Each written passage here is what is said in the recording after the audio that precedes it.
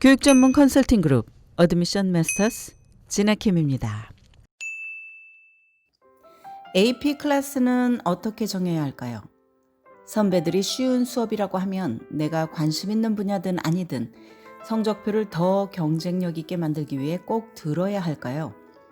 대입에 유리한 선택이라면 귀가 솔깃해지기 쉽습니다. 그러나 단순히 이런 식의 접근은 문제가 있습니다. 대입 전략에만 몰두해 가장 간과하기 쉬운 문제는 스케줄을 AP 수업으로만 채우다 보니 정작 내가 가장 흥미있는 분야를 공부할 기회를 놓친다는 것입니다. 고교 시절은 반응의 시기입니다.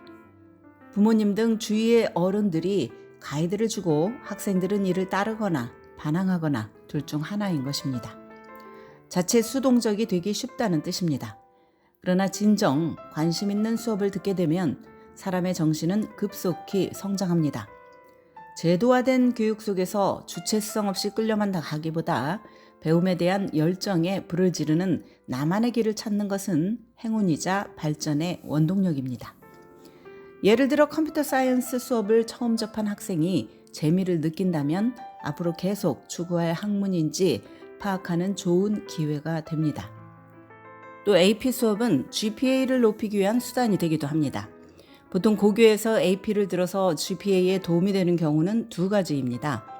어떤 학교는 AP 시험 점수가 3, 4, 5가 나오면 GPA에 반영하기도 하고 또 어떤 학교는 학교에 AP 수업을 듣고 A를 받으면 포인트를 4점 내지 5점으로 계산하기도 합니다. 그러나 AP 수업은 만만치가 않습니다. 읽고 외울 것도 많고 써야 할 에세이도 많습니다. 그러나 GPA를 높이는 데 도움이 되려면 엄청나게 많은 공부량을 소화해서 좋은 결과를 내야 한다는 뜻입니다. 수업이 어렵고 시험과 에세이가 많은데 내가 잘하지 못하거나 관심 없는 분야라면 좋은 성적을 받기가 어려울 수 있습니다. 홀리스틱 리뷰라는 말을 들어보았을 것입니다.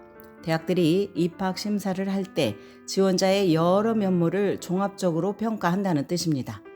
모든 고교들이 AP나 언어 수업을 제공하지는 않기 때문에 일부 대학들은 지원자의 성적표에 이들 수업이 없어도 크게 개의치 않습니다. 각기 다른 환경에 처한 학생들에게 불평등한 심사를 하지 않으려는 것입니다. 또한 고교마다 GPA에 가산점을 주는 제도가 다르기 때문에 대학들이 AP와 언어 수업에 대해 평가할 때 일괄적이고 절대적인 기준은 없다고 보는 것이 맞습니다. 말 그대로 홀리스틱 리뷰인 것입니다. 그럼 어떤 경우 AP 수업을 듣는 것이 좋을까요? 어떤 과목이나 분야에 흥미나 재능이 있는 경우입니다. 내가 이 과목을 잘해서 AP 시험에서 3, 4, 5를 받을 가능성이 높은 경우, 또 중학교 때부터 스페니쉬나 불어를 공부해 와서 11학년 또는 12학년에 더 수준 높은 수업이 필요할 때도 해당이 됩니다. 그러나 내가 전혀 관심 없는 과목이거나 내가 이 AP 수업을 듣기 위해 흥미있는 다른 수업을 못 듣게 되는 경우라면 무리해서 AP 수업을 들을 이유가 없습니다. 다음으로 학년별 특징에 대해서 살펴보도록 하겠습니다. 9학년은 탐험의 시기입니다. 전에 해보지 않았지만 해보고 싶은 것을 마음껏 시도해 봐야 합니다. 사진이나 연극, 디베이트 등 클럽에 참여해 보는 것입니다. 9학년은 충분한 시간을 가지고 자신의 강점을 발견하는 데 투자할 때입니다. 자, 10학년은 여전히 탐험하면서 눈을 번쩍 뜨이게 할 만한 활동을 찾을 때입니다. 연극이나 프로그래밍, 밴드 활동에 푹 빠졌다면 거기에 몰두할 시기입니다. 내가 무엇을 진정 좋아하는지 찾기 위해서 모든 것에 도전해야 할 필요는 없습니다. 내가 끌리는 것, 직감을 믿고 배짱 있게 밀고 나가야 합니다. 10학년은 PE 등 고교 졸업을 위해 요구받는 수업도 들어야 하기 때문에 어차피 현실적으로 모든 수업과 활동을 다 경험해 보기란 쉽지 않습니다. 11학년은 지난 2년간 내가 개발해온 분야에 나를 완전히 담그는 시기입니다. 나의 재능과 호기심, 스킬 등을 모두 발동시키는 분야에 몰입하는 한편 지난해 듣지 못한 관심 있는 교양 과목을 들어봅니다. 나 자신과 세계에 대해서 더 배우고 생각하며 시야를 넓히는 기회를 갖습니다. 또 교내뿐만 아니라 학교 밖에 있는 프로젝트나 커뮤니티 활동, 봉사, 그리고 대회 등에 눈을 돌려야 합니다. 막연한 관심을 더 구체화시키는 것입니다.